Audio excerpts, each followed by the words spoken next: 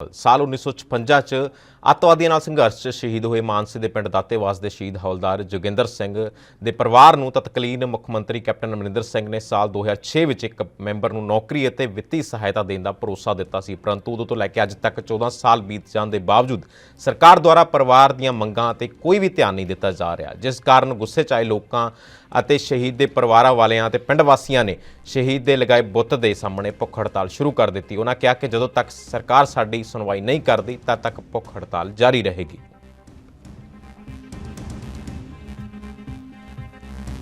ਅਸੀਂ ਸਰ 15 ਅਗਸਤ ਨੂੰ ਪਹਿਲਾਂ ਸਰਕਾਰ ਨੂੰ ਅਲਟੀਮੇਟਮ ਦਿੱਤਾ ਸੀ ਕਿ 25 ਤਰੀਕ ਨੂੰ ਭੁੱਖ ਹੜਤਾਲ ਸ਼ੁਰੂ ਕਰਾਂਗੇ। ਸਰਕਾਰ ਨੇ ਸਾਡੀ ਕੋਈ ਸੁਣਵਾਈ ਨਹੀਂ ਕੀਤੀ। ਸਾਨੂੰ ਇੱਕ ਦੋ ਵਾਰ ਬੁਲਾਇਆ ਵੀ ਗਿਆ ਪਰ ਕੋਈ ਭਰੋਸਾ ਨਹੀਂ ਦਿੱਤਾ ਗਿਆ। ਉਹਦੇ ਕਰਕੇ ਜੀ ਅਸੀਂ ਅੱਜ 25 ਤਰੀਕ ਨੂੰ ਅਣਮਿੱਥੇ ਸਮੇਂ ਲਈ ਭੁੱਖ ਹੜਤਾਲ 'ਤੇ ਬੈਠ ਚੁੱਕੇ ਹਾਂ ਸਮੇਤ ਪਰਿਵਾਰ ਸਮੇਤ ਕਲੱਬ।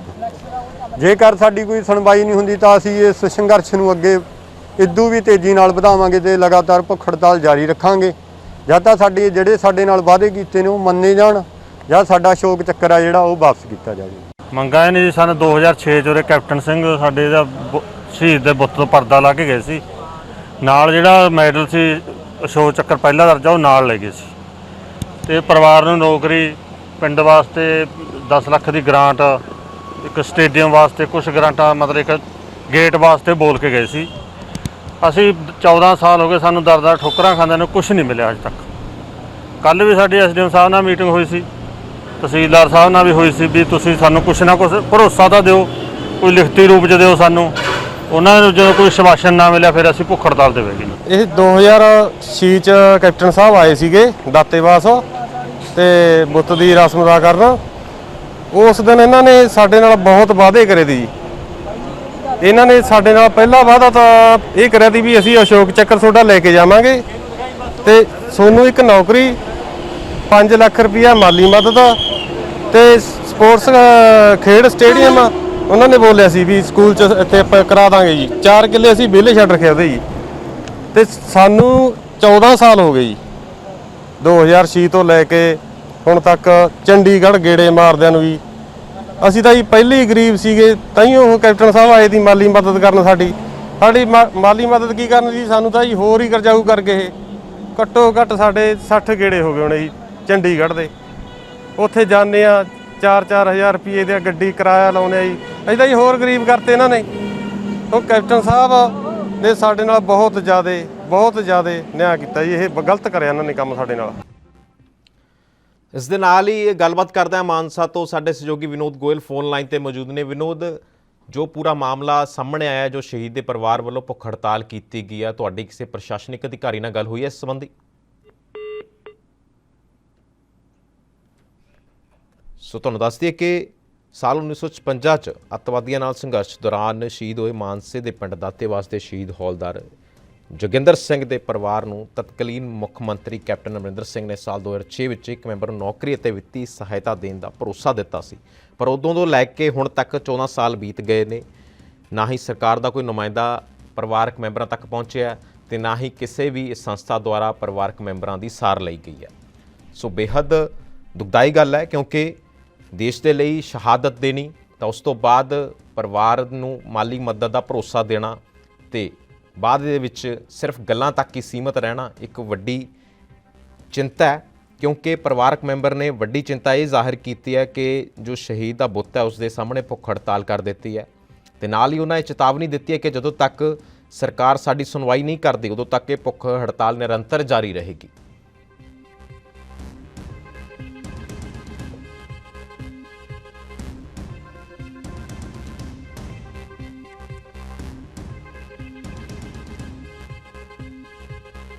ਸੋ ਮਾਨਸੇ ਦੇ ਪਿੰਡ ਦਾਤੇਵਾਸ ਦੇ ਸ਼ਹੀਦ ਹੌਲਦਾਰ ਜੋਗਿੰਦਰ ਸਿੰਘ ਦੇ ਪਰਿਵਾਰ ਨੂੰ ਤਤਕਾਲੀਨ ਮੁੱਖ ਮੰਤਰੀ ਕੈਪਟਨ ਅਮਰਿੰਦਰ ਸਿੰਘ ਨੇ ਸਾਲ 2006 ਦੇ ਵਿੱਚ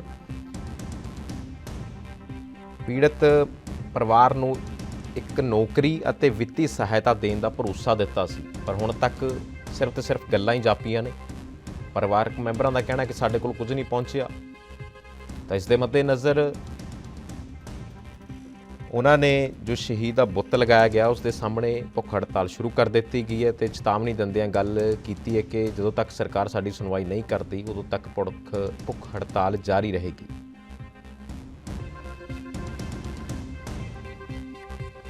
ਸੋ ਮਾਨਸੇ ਦੇ ਪਿੰਡ ਦਾਤੇਵਾਸ ਦਾ ਮਾਮਲਾ ਹੈ,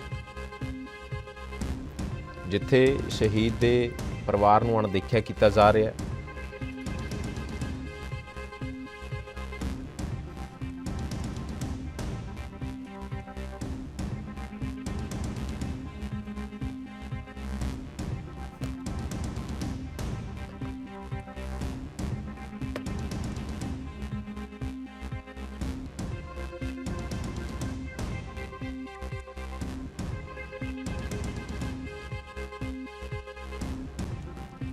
ਇਸ ਦੇ ਨਾਲ ਹੀ ਸਾਡੇ ਨਾਲ ਸਮਾਜ ਸੇਵੀ ਦਿਲਪ੍ਰੀਤ ਸਿੰਘ ਫੋਨ ਲਾਈਨ ਤੇ ਮੌਜੂਦ ਨੇ। ਜੀ ਦਿਲਪ੍ਰੀਤ, ਆਖਿਰ ਜੋ ਸ਼ਹੀਦ ਦਾ ਪਰਿਵਾਰ ਹੈ ਉਸ ਦੁਆਰਾ ਭੁੱਖ ਹੜਤਾਲ ਕੀਤੀ ਗਈ ਹੈ, ਪ੍ਰਸ਼ਾਸਨਿਕ ਅਧਿਕਾਰੀਆਂ ਦਾ ਕੀ ਕਹਿਣਾ ਇਸ ਸੰਬੰਧੀ ਸਾਨੂੰ ਜਾਣਕਾਰੀ ਦਿਓ। ਹਾਂਜੀ ਸਰ ਜੀ ਪਿਛਲੇ 2 ਦਿਨਾਂ ਤੋਂ ਜਿਹੜੀ ਹੈਗੀ ਹੈ ਭੁੱਖ ਹੜਤਾਲ ਪਿੰਡ ਦਾਤੇਵਾਸ ਵਿੱਚ ਚੱਲ ਰਹੀ ਹੈ ਜੀ, ਪਰਿਵਾਰ ਵੱਲੋਂ ਤੇ ਕਲੱਬ ਵੱਲੋਂ ਜੀ। ਤੇ ਆਪਣੇ 2006 ਦੇ ਵਿੱਚ ਕੈਪਟਨ ਮੁੱਖ ਮੰਤਰੀ ਅਮਰਿੰਦਰ ਸਿੰਘ ਇੱਥੇ ਆਏ ਸੀਗੇ ਜੀ। ਉਹ ਪਰਿਵਾਰ ਨਾਲ ਵਾਅਦੇ ਨੌਕਰੀ ਦਾ ਤੇ ਮਾਲੀ ਮਦਦ ਦਾ ਕਰਕੇ ਗਏ ਸੀ ਜੀ। ਤੇ ਅੱਜ ਪੂਰੇ 14 ਸਾਲ ਬੀਤ ਜਾਣ ਤੋਂ ਬਾਅਦ ਹੀ ਕੋਈ ਵੀ ਮਾਲੀ ਮਦਦ ਤੇ ਨਾ ਹੀ ਪਿੰਡ ਨੂੰ ਕੋਈ ਗ੍ਰਾਂਟ ਇੱਥੇ ਪਹੁੰਚੀ ਹੈ ਜੀ, ਤੇ ਨਾ ਹੀ ਕੋਈ ਅਧਿਕਾਰੀ ਨੇ ਜੀ ਕਿਸੇ ਵੀ ਤਰ੍ਹਾਂ ਦੀ 14 ਸਾਲਾਂ ਦੇ ਵਿੱਚ, ਨਾ ਹੁਣ ਧਰਨੇ ਤੋਂ ਬਾਅਦ ਜੀ ਕਿਸੇ ਵੀ ਤਰ੍ਹਾਂ ਦਾ ਸੰਪਰਕ ਨਹੀਂ ਕੀਤਾ। ਪ੍ਰਸ਼ਾਸਨਿਕ ਅਧਿਕਾਰੀ ਨਾਲ ਸੰਬੰਧਿਤ ਮੈਜਿਸਟ੍ਰੇਟ ਨਾਲ ਗੱਲਬਾਤ ਹੋਈ ਇਸ ਸੰਬੰਧੀ? SDM ਸਾਹਿਬ ਨਾਲ ਹੋਈ ਸੀ ਜੀ, ਉਹਨਾਂ ਨੇ ਸਾਨੂੰ ਬੁਲਾਇਆ ਜੀ ਇੱਕ ਵਾਰ, ਪਰ ਉਹ ਬੇਸਿੱਟਾ ਨਿਕਲੀ ਜੀ, ਕੋਈ ਵੀ ਨਤੀਜਾ ਨਹੀਂ ਨਿਕਲਿਆ। ਉਹ ਕਹਿੰਦੇ ਵੀ ਤੁਸੀਂ ਕਿਸੇ ਵੀ ਭੁੱਖ ਹੜਤਾਲਾਂ ਜਾਂ ਧਰਨਿਆਂ ਦੇ ਵਿੱਚ ਨਾ ਪਾਓ, ਅਸੀਂ ਤੁਹਾਡੇ ਨਾਲ ਆ। ਪਰ ਜੋ ਅਸੀਂ 14 ਸਾਲ ਹੋ ਗਏ ਜੀ ਇਹ ਗੱਲਾਂ ਤਾਂ ਸੁਣਦਿਆਂ ਨੂੰ ਜੀ, ਹੁਣ ਇਹ ਸੰਘਰਸ਼ ਦਾ ਰੂਪ ਪਿੰਡ ਨੇ ਪੀੜਤ ਪਰਿਵਾਰ ਦਾ ਕੀ ਮੰਨਣਾ?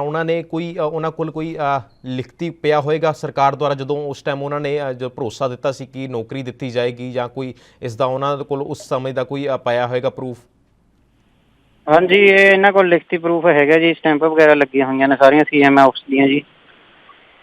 ਬਾਅਦ ਕੋਈ ਵੀ ਹਲੇ ਤੱਕ ਕਾਰਵਾਈ ਨਹੀਂ ਕੀਤੀ ਗਈ ਕਿ ਜਾਂ ਨਾ ਕੋਈ ਵੀ ਨੌਕਰੀ ਦਿੱਤੀ ਗਈ ਹੈ? ਬਿਲਕੁਲ, ਨਾ ਤਾਂ ਨੌਕਰੀ ਮਿਲੀ ਹੈ ਜੀ, ਨਾ ਹੀ ਕੋਈ ਮਾਲੀ ਮਦਦ ਮਿਲੀ ਆ, ਤੇ ਨਾ ਹੀ ਕੋਈ ਪਿੰਡ ਨੂੰ ਗ੍ਰਾਂਟ ਵਗੈਰਾ ਦਾ ਹੋਇਆ ਜੀ। ਤੇ ਕੀ ਮੰਗ ਕਰਦੇ ਹੋ ਹੁਣ ਤੁਸੀਂ ਸਰਕਾਰ ਪਾਸੋਂ? ਸਰਕਾਰ ਪਾਸੋਂ ਜੀ ਹੁਣ 14 ਸਾਲ ਬੀਤ ਜਾਣ ਚੁੱਕੇ ਬਾਅਦ ਵੀ ਇੱਕ ਸ਼ਹੀਦ ਦਾ ਅਪਮਾਨ ਆ ਜਿਹੜਾ ਇਹ ਸਰਕਾਰ ਨੇ ਕੀਤਾ ਹੈਗਾ, ਤੇ ਹੁਣ ਇਹਦੀ ਭਰਪਾਈ ਵੀ ਸਰਕਾਰ ਹੀ ਕਰੇ ਜੀ। ਪਿੰਡ ਨੂੰ ਵੀ ਜਿਹੜਾ ਬਣਦਾ ਇਹਨਾਂ ਨੇ ਜੋ ਵੀ ਅਨਾਉਂਸ ਕੀਤਾ ਸੀਗਾ ਉਹ ਦੇਵੇ ਜੀ, ਤੇ ਪਰਿਵਾਰ ਨੂੰ ਦੇਵੇ। ਜਿਹੜੀਆਂ ਵੀ ਮੰਗਾਂ ਸੀਗੀਆਂ ਸਾਡੀਆਂ ਜੀ, 5 ਲੱਖ ਰੁਪਏ ਮਾਲੀ ਮਦਦ ਸੀਗੀ, ਪਰਿਵਾਰ ਨੂੰ ਉਹ ਨਹੀਂ ਮਿਲੀ, ਨਾ ਹੀ ਨੌਕਰੀ ਮਿਲੀ ਹੈ ਜੀ, ਨਾ ਹੀ ਪਿੰਡ ਨੂੰ ਕੋਈ ਇੱਕ ਪੈਸੇ ਦਾ ਵੀ ਬੈਨੀਫਿਟ ਨਹੀਂ ਮਿਲਿਆ ਜੀ। ਅਸ਼ੋਕ ਚੱਕਰ ਵੀ ਜਿਹੜਾ ਕਿ 2006 ਦੇ ਵਿੱਚ ਕੈਪਟਨ ਸਾਹਿਬ ਇੱਥੋਂ ਲੈ ਗਏ ਜੀ। ਜੀ ਦਿਲਪ੍ਰੀਤ, ਅਸੀਂ ਆਸ ਕਰਦੇ ਹਾਂ ਕਿ NB ਨਿਊਜ਼ ਦੇ ਮਾਧਿਅਮ ਰਾਹੀਂ ਇਹ ਗੱਲ ਸਰਕਾਰ ਤੱਕ ਜ਼ਰੂਰ ਪਹੁੰਚੇਗੀ ਅਤੇ ਜੋ ਸ਼ਹੀਦ ਦਾ ਪਰਿਵਾਰ ਆ ਉਸ ਨੂੰ ਮਾਲੀ ਮਦਦ ਤੇ ਨੌਕਰੀ ਜ਼ਰੂਰ ਦਿੱਤੀ ਜਾਏਗੀ। ਅਸੀਂ ਆਸ ਕਰਦੇ ਹਾਂ ਤੇ ਸਰਕਾਰ ਤੱਕ ਪਹੁੰਚਾਉਣ ਦੀ ਕੋਸ਼ਿਸ਼ ਕਰ ਰਹੇ ਹਾਂ। ਸੋ ਤੁਹਾਡਾ ਬਹੁਤ ਬਹੁਤ ਧੰਨਵਾਦ NB ਨਿਊਜ਼ ਦੇ ਨਾਲ ਗੱਲਬਾਤ ਕਰਨ ਦੇ ਲਈ।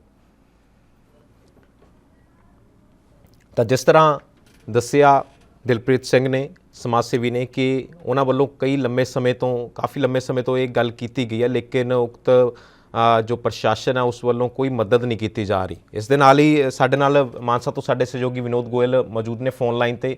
ਵਿਨੋਦ, ਅਸੀਂ ਜੋ ਪੀੜਤ ਪਰਿਵਾਰ ਦੀ ਖਬਰ ਨਸਰ ਕੀਤੀ ਹੈ, ਉਹਨਾਂ ਦਾ ਸਾਫ਼ ਤੌਰ ਤੇ ਕਹਿਣਾ ਕਿ 14 ਸਾਲ ਬੀਤ ਜਾਣ ਦੇ ਬਾਅਦ ਵੀ ਉਹਨਾਂ ਨੂੰ ਕੋਈ ਵੀ ਮਾਲੀ ਸਹਾਇਤਾ ਨਹੀਂ ਦਿੱਤੀ ਗਈ, ਨਾ ਹੀ ਉਹਨਾਂ ਨੂੰ ਕਿਸੇ ਪਰਿਵਾਰਕ ਮੈਂਬਰ ਨੂੰ ਨੌਕਰੀ ਦਿੱਤੀ ਗਈ। ਹਾਲਾਂਕਿ ਅਸ਼ੋਕ ਚੱਕਰ ਨਾਲ ਸਨਮਾਨਿਤ ਕੀਤਾ ਗਿਆ ਸੀ ਸ਼ਹੀਦ ਜੋਗਿੰਦਰ ਸਿੰਘ ਨੂੰ, ਪਰ ਉਸ ਤੋਂ ਬਾਅਦ ਵੀ ਇਸ ਸੰਬੰਧੀ ਤੁਹਾਡੀ ਕਿਸੇ ਪ੍ਰਸ਼ਾਸਨਿਕ ਮੈਜਿਸਟ੍ਰੇਟ ਨਾਲ ਗੱਲਬਾਤ ਹੋਈ ਜਾਂ ਕਿਸੇ ਹੋਰ ਅਧਿਕਾਰੀ ਨਾਲ ਗੱਲਬਾਤ ਹੋਈ?